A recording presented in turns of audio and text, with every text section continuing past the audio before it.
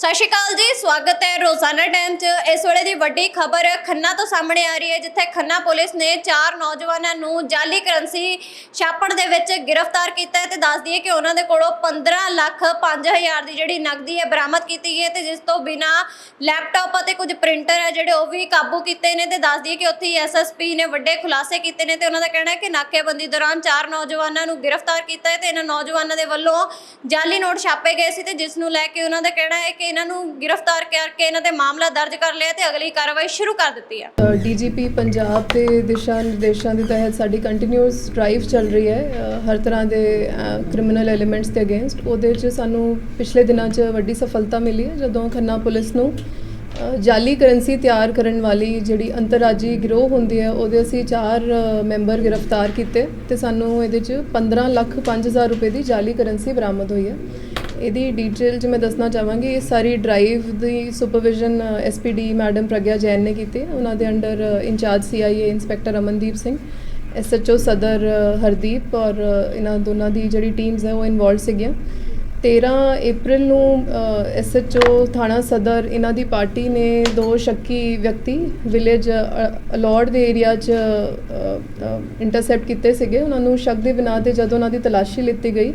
ਇੱਕ ਦਾ ਨਾਂ ਸੀਗਾ ਕਮਲਜੀਤ ਸਿੰਘ ਜਿਹੜਾ ਪਿੰਡ ਰਾਣਵਾ ਤਹਿਸੀਲ ਸਮਰਾਲੇ ਦਾ ਰਹਿਣ ਵਾਲਾ ਹੈ ਔਰ ਦੂਜਾ ਹਨੀ ਭਾਰਦਵਾਜ ਜਿਹੜਾ ਮਾਛੀਵਾੜਾ ਸਾਹਿਬ ਦਾ ਰਹਿਣ ਵਾਲਾ ਹੈ। ਜਿਹੜਾ ਕਮਲਜੀਤ ਸਿੰਘ ਹੈ ਉਹਦੀ ਤਲਾਸ਼ੀ 'ਚ ਸਾਨੂੰ 500 ਰੁਪਏ ਦੇ ਕਰੰਸੀ ਨੋਟ ਬਰਾਮਦ ਹੋਏ ਔਰ ਦੂਜੇ ਤੋਂ 200 ਰੁਪਏ ਦੇ। ਔਰ ਇਹ ਜਿਹੜੇ ਕਰੰਸੀ ਨੋਟ ਸੀਗੇ ਇਹਨਾਂ 'ਚ ਸੀਰੀਅਲ ਨੰਬਰ ਆਪਸ 'ਚ ਸਿਮਿਲਰ ਸੀਗੇ, ਜਿਸ ਤੋਂ ਪਤਾ ਲੱਗਦਾ ਸੀ ਕਿ ਜਾਲੀ ਕਰੰਸੀ ਹੈ FICN fake Indian currency note. ਤੇ ਉਸ ਬਿਹਾਫ ਤੇ ਟੋਟਲ ਸਾਨੂੰ 67,500 ਰੁਪਏ ਜਾਲੀ ਕਰੰਸੀ ਦੀ ਬਰਾਮਦਗੀ ਹੋਈ ਸੀ ਇਹਨਾਂ ਦੋਨਾਂ ਤੋਂ, ਜਿਸ ਬਿਹਾਫ ਤੇ ਮੁਕੱਦਮਾ ਨੰਬਰ 60 13 ਅਪ੍ਰੈਲ ਨੂੰ ਦਰਜ ਕੀਤਾ ਗਿਆ ਸੀ ਥਾਣਾ ਸਦਰ under section 489 A B C D E IPC ਜਿਹੜੀ ਕਾਊਂਟਰਫੀਟ ਕਰੰਸੀ ਹੁੰਦੀ ਹੈ ਉਹਦੇ ਤੇ ਇਹ ਸੈਕਸ਼ਨਸ ਲੌਜ ਹੁੰਦੇ ਆ। ਸੋ ਡਿਊਰਿੰਗ ਫਰਦਰ ਇਨਵੈਸਟੀਗੇਸ਼ਨ ਸਾਨੂੰ ਪਤਾ ਲੱਗਿਆ ਕਿ ਜਿਹੜੇ ਦੋਨੋਂ ਦੋਸ਼ੀ ਹੈਗੇ ਇਹ ਜਾਲੀ ਕਰੰਸੀ ਨੋਟ ਬੇਸਿਕਲੀ ਇੱਕ ਮਨੋਜ ਕੁਮਾਰ ਉਰਫ ਵਿਜੇ ਹੈ ਜਿਹੜਾ ਵਾਸੀ ਰਾਜਸਥਾਨ ਹੈ ਉਹਦੇ ਤੋਂ ਪਿੱਛੋਂ ਲੈ ਕੇ ਆਉਂਦੇ ਸੀਗੇ। ਸੋ ਇਸ ਬੇਸ ਤੇ ਮਨੋਜ ਨੂੰ ਅਸੀਂ ਆਪਣੀ ਤਫਤੀਸ਼ 'ਚ ਨੋਮੀਨੇਟ ਕੀਤਾ ਔਰ ਐਸ ਪਰ ਜਿਹੜੇ ਲੀਗਲ ਪ੍ਰੋਸੀਜਰ ਵਰਤਦੇ ਹੋਏ ਅਸੀਂ ਉਹਦੇ ਅਰੈਸਟ ਵਾਰੰਟ ਲਏ ਤੇ ਫਿਰ ਅਸੀਂ ਉਹਨੂੰ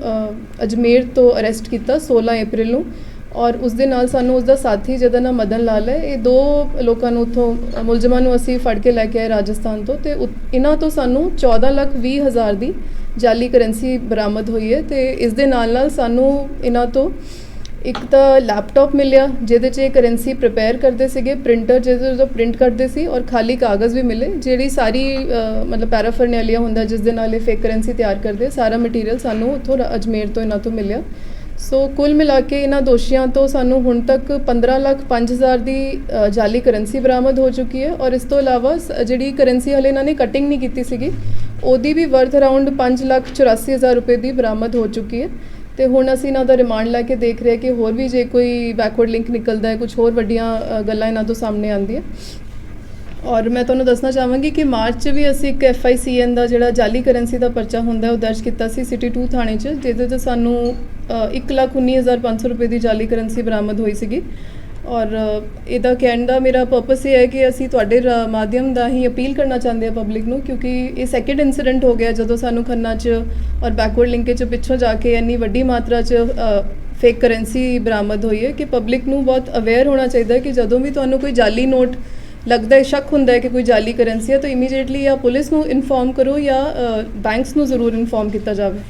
ਲੇਮੈਨ ਜਿਹੜਾ ਆਮ ਇਨਸਾਨ ਹੈ ਜਿਹੜਾ ਐਕਸਪਰਟ ਨਹੀਂ ਹੈ ਉਹ ਤਾਂ ਬਹੁਤ ਜ਼ਿਆਦਾ ਫਰਕ ਨਹੀਂ ਇਹਦੇ 'ਚ ਦੇਖ ਸਕਦਾ, ਬਟ ਡੈਫੀਨੇਟਲੀ ਜਿਹੜਾ ਇਸੇ ਲਾਈਨ 'ਚ ਦੇ ਕੇ ਨੋ ਦ ਡਿਫਰੈਂਸ ਜੋ ਐਕਸਪਰਟ ਹੋਏਗਾ। ਬਟ ਪਹਿਲੀ ਨਜ਼ਰੇ ਤੁਸੀਂ ਆਪ ਵੀ ਦੇਖ ਹੀ ਸਕਦੇ ਹੋ, it looks like good currency. ਜਿਹੜੇ ਲੋਕਲ ਅਕਿਊਜ਼ ਸੀ ਉਹਨਾਂ ਨੇ ਕਿਸ ਤਰ੍ਹਾਂ ਸੰਪਰਕ ਕੀਤਾ ਨਾਲ ਉਹਨਾਂ ਨੂੰ ਕਿਸ ਤਰ੍ਹਾਂ ਯੂਜ਼ ਕਰਦੇ ਸੀ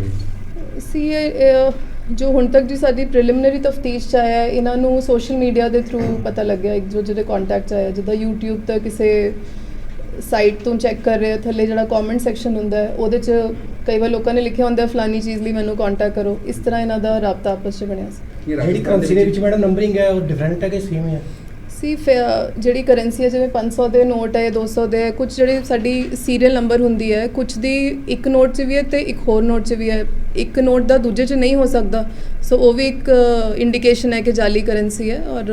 ਇਸੇ ਤਰ੍ਹਾਂ ਬਾਕੀਆਂ 'ਚ ਵੀ ਹੈਗਾ। ਮੈਡਮ ਪ੍ਰੋਫੈਸ਼ਨਲ ਨੇ ਬੰਦੇ ਜੀ ਦੇਖ ਮਤਲਬ ਪੁਰਾਣੇ ਪਹਿਲਾਂ ਵੀ ਇਸ ਤਰ੍ਹਾਂ ਦੀ ਹਰਕਤ ਕੀਤੀ ਹੋਈ। ਸੀ ਜਿਹੜਾ ਇਹਦੇ 'ਚ ਮੈਂ ਥੋੜੀ ਹੋਰ ਡਿਟੇਲ ਦੱਸ ਦਿੰਦੀ ਹਾਂ ਜਿਹੜੇ ਦੋਸ਼ੀ ਹੈਗੇ